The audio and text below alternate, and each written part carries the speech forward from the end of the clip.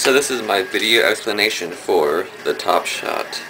Since it is St. Patrick's Day, I thought I'd celebrate it by teaching Eleanor to green move. So hopefully I don't get pinched. First of all, there are some key finger placements you should be aware of. For this, you really only use 3 fingers for this move. You use your index, your thumb, and your pinky, and that's it. First of all, you want to have the deck in a slightly modified mechanics grip. By this I mean, move the deck just a little bit up so it's touching the base of your thumb. And have your thumb straight across the deck, and your fingers all on the side, just like this. Now with your thumb, you want to have it on that corner, right there. And your pinky, you want to have it stretched out as far across the pack as you can. For people with smaller pinkies, this really doesn't matter, but you can just, as long as you can touch the corner with the tip of it, that'll be fine. And with your index finger, you want to have the crease of it just overlapping the top card, just so you can see that, just aligning that crease with the top card of the deck and pointing diagonally to the base of your thumb. And these 2 fingers, they do nothing. They can just hang out there. So when you have all these finger placements in place, what you want to do is you want to put pressure, apply pressure with all of these fingers, your index, your thumb, and your pinky. And what you want to do is you want to release that pressure with your pinky and your thumb, but keep pressure with your index. And also what you want to do is you want to extend all of these fingers besides your index when this shot takes place. So all those actions happening simultaneously, a card is just going to fly off like that. And I'll probably play that in slow-mo so you can really get a good view of that. You just want to extend.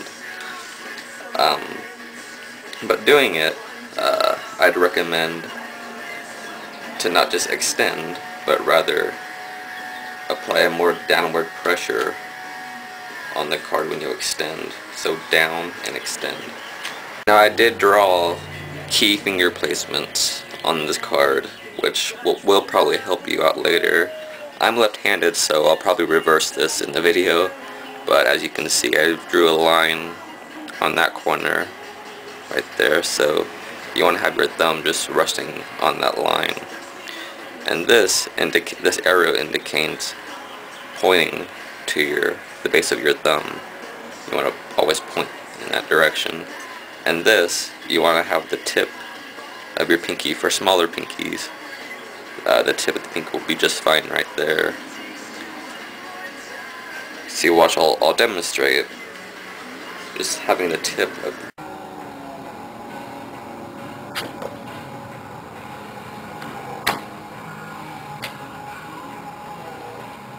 Now when practicing this, don't worry about actually shooting it all the way across the room and expecting to catch it at first, because you won't be able to.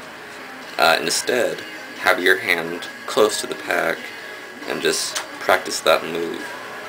I was just going to stay on the pack like this. The card is just not going to go anywhere, and that's what happened. So just have your hand there in preparation of catching it.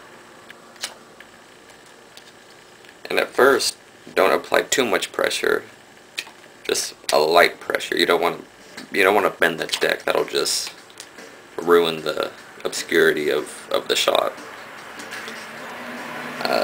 But at first, just practicing, like I said, just apply a light pressure.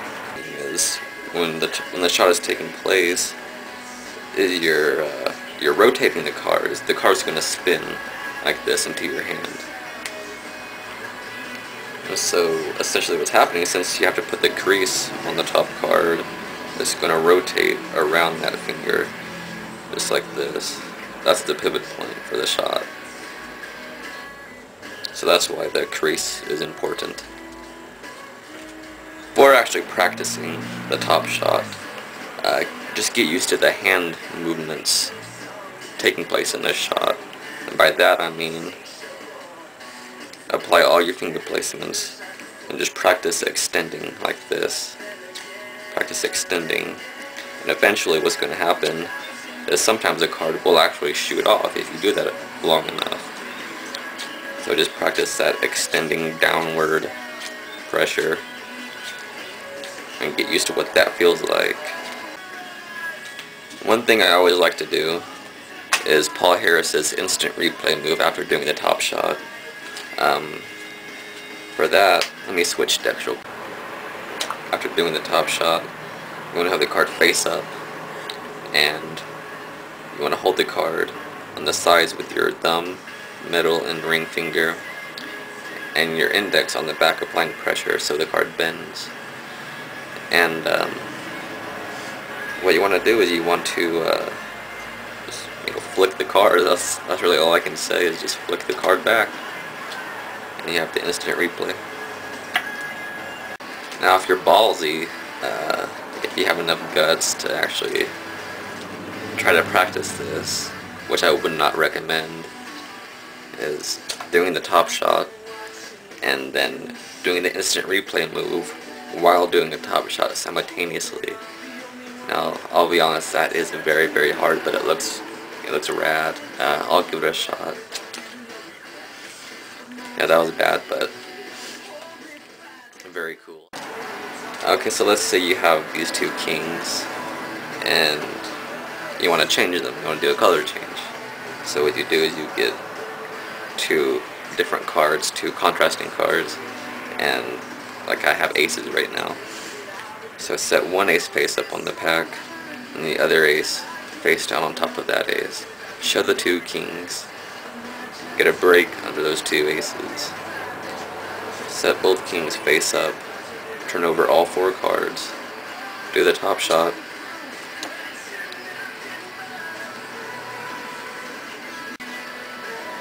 A lot of times I'll do a splitting routine utilizing a top shot. I'll take a 2 and I'll split it into two aces.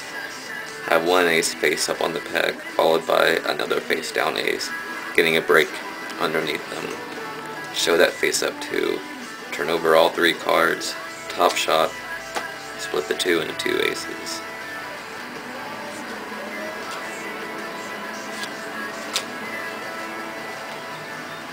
The point of this move is just to produce a card or a card revelation. So you can do a double lift, show a card, place it back, and just reveal the card that way. That's what it was meant for in the first place.